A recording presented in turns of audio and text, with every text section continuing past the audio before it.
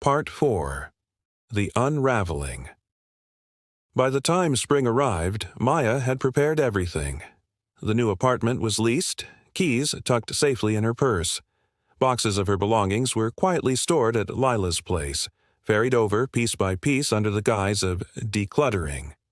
Her savings account held enough to cover her for months, a quiet insurance policy against fear.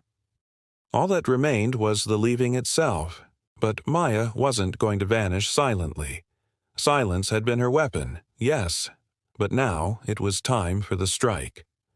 The opportunity came on a Saturday night. Daniel suggested they host a small dinner with friends. He was in unusually high spirits, cracking jokes as he arranged takeout containers in serving bowls and poured wine into crystal glasses. To anyone else, he looked like the perfect husband. To Maya, he looked like a stranger. As their friends laughed and filled the apartment with warmth, Maya moved through the evening gracefully, smiling, topping up drinks, joining in stories. Daniel seemed pleased with her performance, his hand occasionally brushing her shoulder in a possessive gesture. But beneath her calm exterior, she was rehearsing. She had already written the words in her journal. Tonight she would speak them aloud. When the guests left and the apartment grew quiet, Daniel turned to her with a satisfied grin. "See, that was fun. We should do that more often." Maya studied him. The man she'd once built her life around. The man who thought she was still tethered to his orbit. She set her glass down and said softly, "Daniel, we need to talk." His smile faltered. "What's wrong?" Maya's voice was steady. "I know about Sienna." The color drained from his face. "What?" he stammered, shaking his head. "Maya, it's not—" "Don't." She raised a hand, silencing him. "I've read the messages. I know how long it's been going on. I don't need excuses." He swallowed hard, eyes darting as though searching for a way out. "Listen, it's complicated. I didn't mean for—" "Stop," Maya said, her tone sharper now. "You don't get to soften this. You cheated. You lied. And you made me doubt myself for months while you smiled in my face."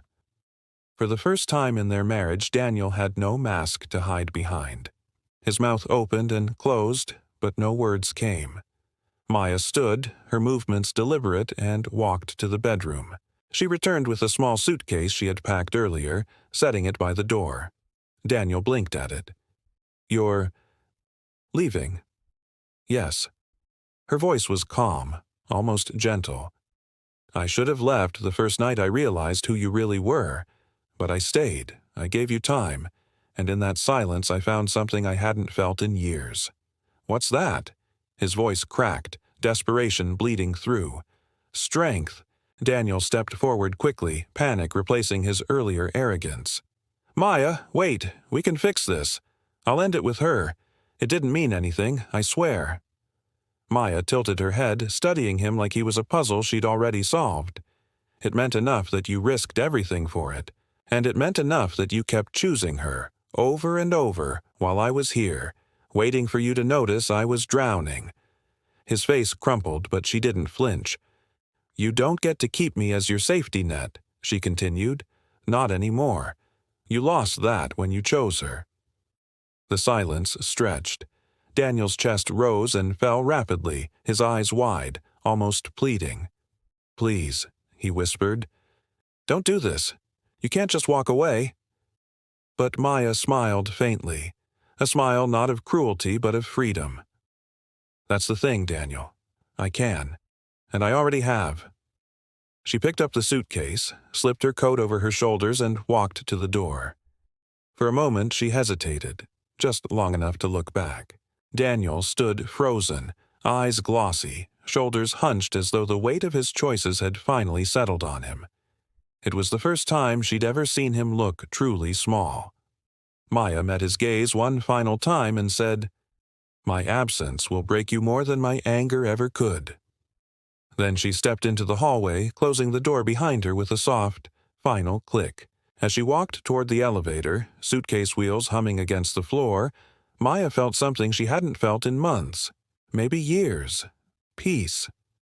And somewhere in the quiet of the night, as she descended into her new beginning, She realized the sweetest revenge wasn't destruction. It was leaving him to face the wreckage alone.